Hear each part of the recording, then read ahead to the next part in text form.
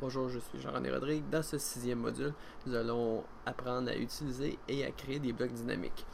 Des blocs, on a appris dans le cours débutant qu'est-ce que c'était, à quoi ça servait. Les blocs dynamiques, on pousse un petit peu plus loin la possibilité là, que cette fonctionnalité-là nous apporte.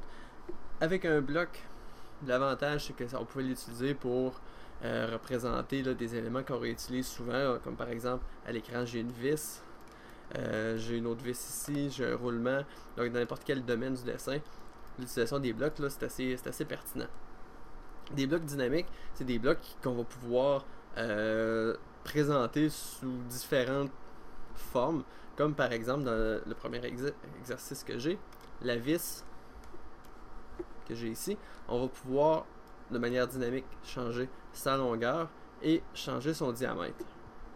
Donc, dans ce premier exercice, on va voir comment utiliser des blocs dynamiques qui auraient été créés par quelqu'un d'autre, qu'on aurait peut-être simplement téléchargé d'Internet ou qui nous sont fournis dans notre entreprise. Dans les exercices plus tard, on va apprendre à créer nous-mêmes nos blocs dynamiques, ce qui est vraiment le cœur du module.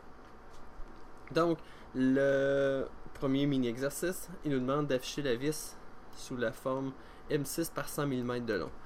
Quand je clique sur un bloc dynamique, il y a en plus du point d'insertion qui est la poignée bleue carrée, vous avez d'autres poignées qui vont apparaître sous différentes formes. On a une première qui, dans le cas qui nous intéresse, est présentée du côté droit de la vis, qui est un petit triangle.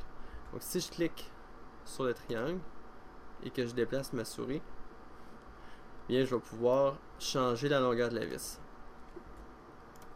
Donc, je peux la raccourcir, je peux la rallonger. Moi je veux l'amener à 100 mm. Donc je vais l'amener jusqu'ici. Ensuite, je vais changer le diamètre de la vis.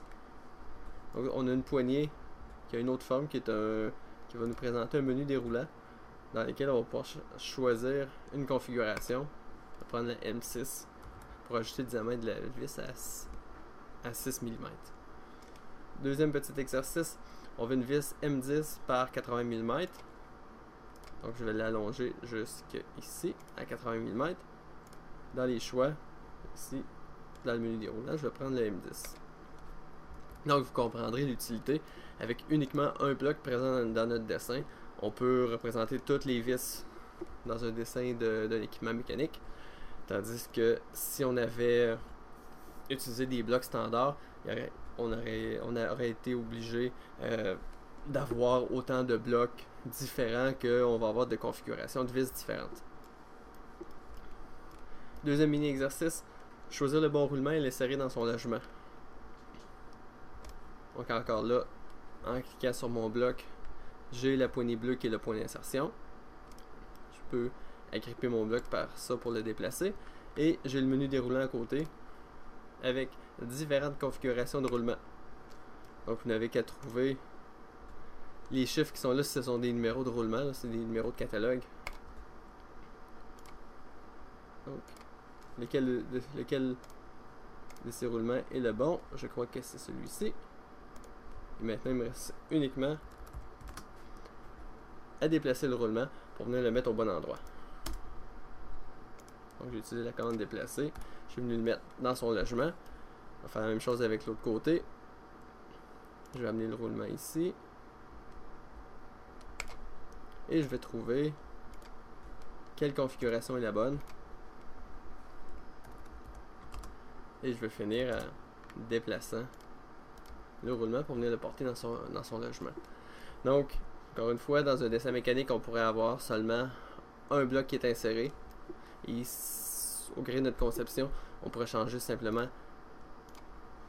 la configuration pour avoir un roulement de différentes tailles.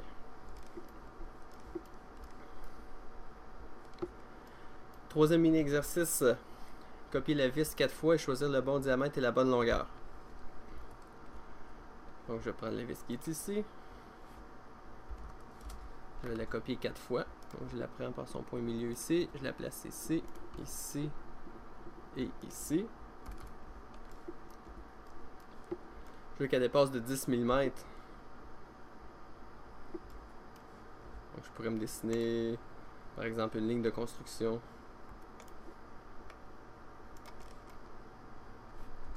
de 10 mm comme ça. Que je vais venir copier. Donc, si je commence avec la vis, je vais la rallonger. Je vais l'amener jusqu'ici. Puis je vais choisir sa bonne taille. M5 ça semble un peu trop petit. M6. Bon, ça me semble être M8 qui est le bon diamètre. Deuxième, je vais l'allonger jusqu'ici. Et je vais choisir la bonne configuration. M8, un peu trop petit. Allons-y à M10. Et la dernière, j'allonge ma vis jusqu'ici jusqu'à 90 mm. Et dans le menu déroulant, je vais choisir M12. C'est parfait.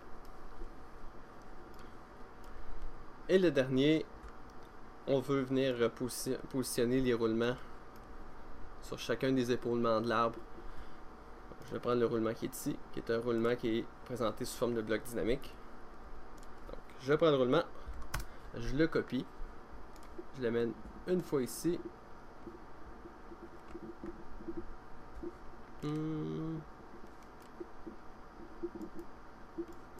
Une autre fois ici, une fois ici et une autre fois ici.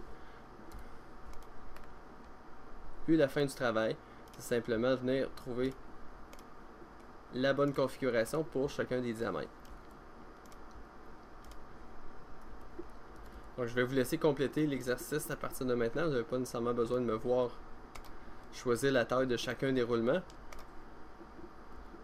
Donc vous venez choisir la taille qui convient pour chacun des 4 épaulements. Une fois que vous avez complété les 4 mini-exercices, je vais vous attendre à l'exercice suivant.